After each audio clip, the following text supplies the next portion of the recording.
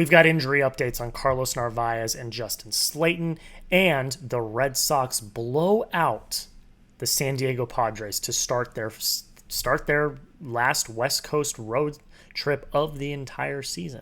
We're going to get into all of that in today's video, but before we do, make sure you go follow me on Twitter. We are 50 followers away from 1,000 followers on Twitter. You are going to get Red Sox news there first. Before I post any videos anywhere, Twitter is where I go. Also, I live tweet every single game. If you want to see me absolutely just like yelling into the void on Twitter, go follow me over there. That's going to be the pinned comment on today's video. It's also going to be in the description down below. @JackLauderay is my Twitter handle. Go follow me over there. Help me get to 1,000 as soon as possible. Welcome into, another edition of the Red Sox Rundown. I am your host, Jack Lauderay. Just off the top, forgive me if I am a little off. It is 12 a.m. Saturday. I just got home from doing the Patriots watch party on our Patriots channel. So I'm very tired. So just bear with me. Had to watch the end of the game, and I am here. So we're going to talk about Carlos Narvaez. We're going to talk about Justin Slaten. Then we're going to talk about the game, and then I am going to bed. Let's start with Carlos Narvaez. So few just injury notes in general. The Red Sox claimed Ali Sanchez off of waivers. Yesterday I did a short on that. He has no minor league options remaining, so he will eventually need to be be on the 26-man roster. Of note, Connor Wong has options, so he could be optioned down to AAA, but after last night's performance, do you even want to option him down to AAA? We're going to see what happens with Narvaez over the next few days. They're going to kind of continue to ease him in. He's going to undergo a few more tests, like baseball tests, and if he's good, he'll be okay. If he's not, an IL stint might be on the horizon for him. But let's see what everyone has to say. Here's what Cora had to say. He said, "We feel like he's making progress, so we'll go from there." Cora had to say, and this all comes from Christopher Smith of Mass Live as well. I'm going off of his article, so I wanted to give him credit. He said that we feel like he's making progress. We'll go from there. The reports were that he was supposed to either be in the lineup last night or today, so we'll see today if he's in the lineup or not. Narvaez said he spoke to me yesterday and said that he feels way better than he did a few days ago. He underwent testing on Wednesday, and the hope was that it was something minor. Here's what Narvaez had to say. He said, "I did baseball stuff outside. I threw from 90 feet, 120, swung in the cage. All the baseball stuff was fine. Haven't sprinted yet today, but the baseball stuff was good, so that's a good sign." He wouldn't say if he was likely to avoid the IL. Again, this is all coming from Christopher Smith. Said, "We haven't talked about that. This next 2 days are going to be key. All of the activities today felt really good. And that's really important, so that's a good sign." I would guess that he doesn't get put on the IL, but I do think that they're going to start to limit his playing time. This is the longest he's ever, this is the longest of a season that he's ever caught. And so you're definitely starting to see that, not just behind the plate, but also at the plate as well with his hitting. He has started to kind of hit at a bit of a downturn over the last month or so. So with Connor Wong starting to hit a little bit better, I do think they start to limit Narvaez a little bit if he does not go on the IL, to have him fresh and ready for the playoffs. If he has to go on the IL, fine, let him go on the IL, let him chill, let him hang out, rehab, make sure he's all good, rest, relax, do what he needs to do. But I don't expect him to go on the IL. I do think they need him. I don't think they need him every day, but Connor Wong cannot catch 6 games a week. He can do 2, maybe 3, especially now, but I still would much rather have Narvaez in the lineup rather than Connor Wong. You let me know. Does Carlos Narvaez go on the IL? Type Y for yes if you think he does. Type N for no if you think he does not. I think I'm going to say no. I think he's good enough, and everything that we've heard has been relatively positive, that I don't think an IL stint's going to be necessary. But you let me know. Y for yes, N for no. Does Carlos Narvaez go on the IL? We got some really good news on Justin Slaten. He threw a bullpen on Friday, scheduled to throw another one on Monday.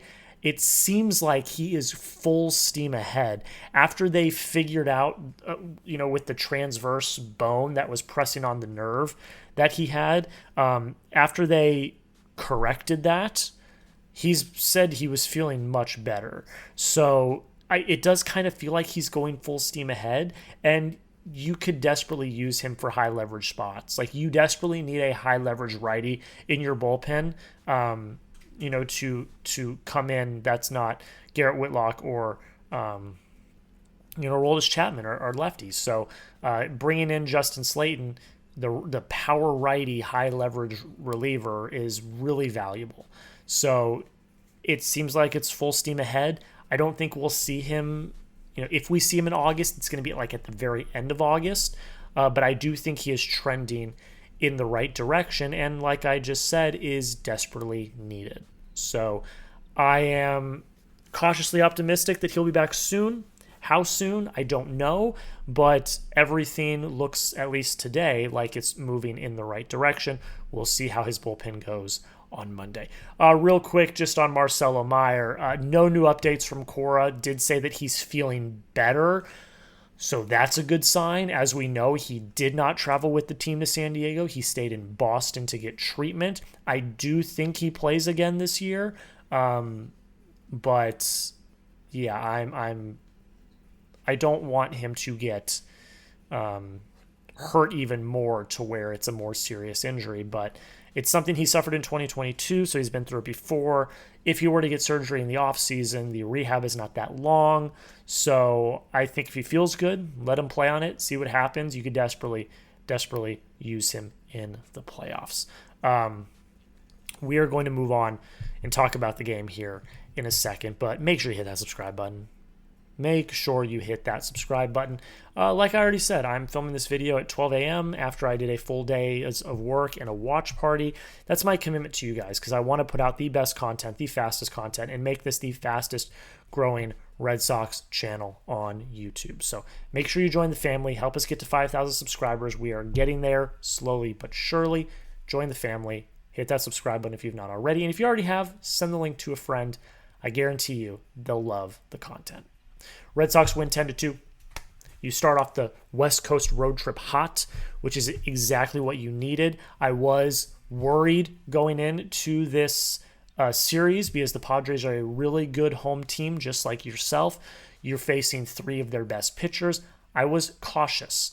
I said that they were going to win 1 out of 3. That's still on the table, but to come out and absolutely crush the Padres to start the series is definitely a good sign. Walker Buehler was great. You desperately needed this type of outing from Walker Buehler. He gives you 6 innings, only 4 hits, only 2 walks, no runs, 4 Ks against a very talented Padres team that hits very well at Petco Park. For him to come out and shove to get the win is a good sign, because his rotation spot is not guaranteed going into September. It's not guaranteed going into the postseason. It's not. You've got people in AAA, Kyle Harrison, Peyton Tolley, others, that are chomping at the bit to get up here. And if Walker Buehler continued to struggle, he would be on the hot seat in terms of starting in the postseason. Coming out in a hostile environment in San Diego and shutting down a really good lineup is a good sign for Walker Buehler going forward.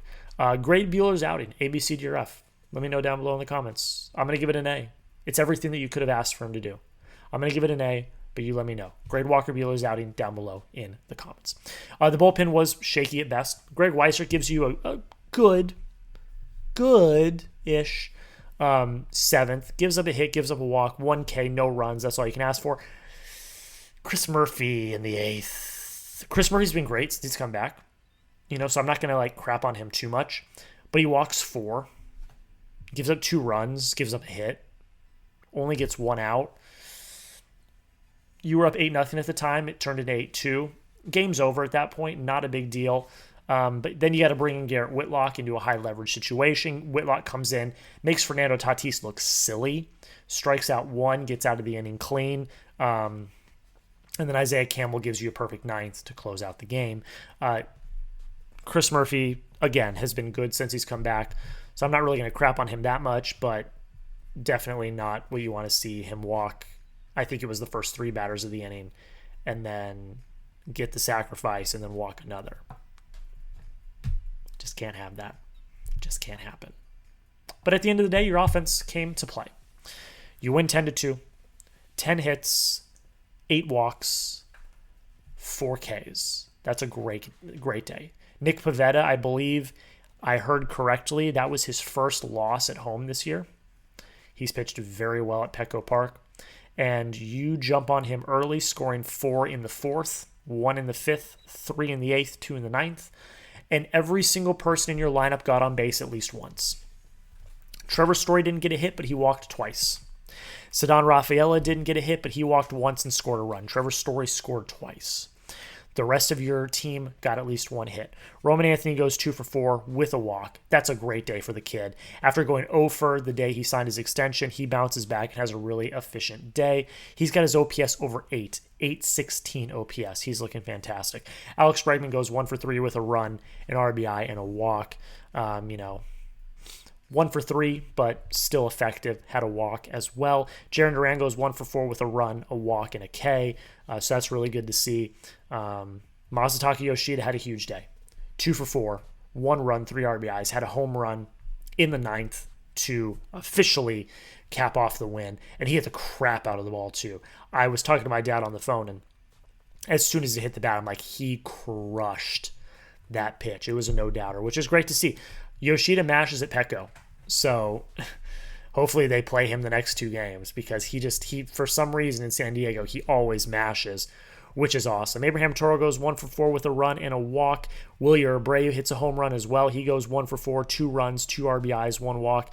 The walks are great. Everyone except for Connor Wong and Masataka Yoshida walked at least once. Really great plate discipline, really great approaches from the Sox last night. That was really awesome to see.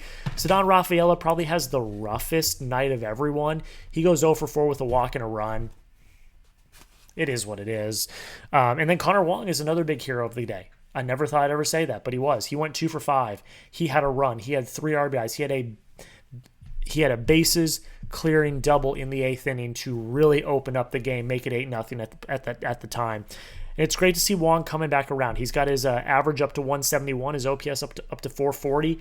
You may be laughing and saying, Jack, that's horrible, but it was worse 2 weeks ago. He's starting to see the ball a little bit better. He's starting to put together some better at-bats. And that's a good thing to see because if Carlos Narvaez is hurt, you need him. You need him to play more effectively. You need him to catch more ball games. You cannot have him be a liability in the lineup.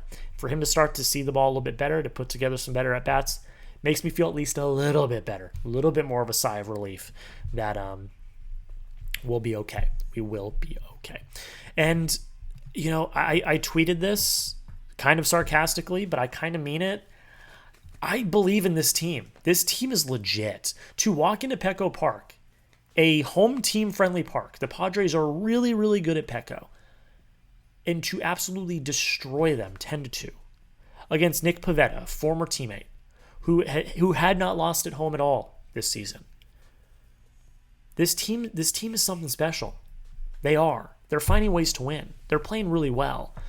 And they're pushing for the division that, we all predicted they would win, but the journey's been a lot different than I think a lot of us thought it would be. And that's really great to see. I'm fully bought in on this team. I really am. I am so excited to see what happens with them. And it's going to be really great. Standings check, and then we're going to get on out here. A lot of teams lost today that you needed to lose. The Yankees lose to the Astros in embarrassing fashion once again. The Super Pen loses again for them. They lose in extra innings 5-3. The Guardians won 9-5. They are another team to watch out for. They are a half game back in the wild card right now. So they're a team to watch out for. They beat the White Sox. The Phillies crush the Texas Rangers, which is huge. You needed the Rangers to lose.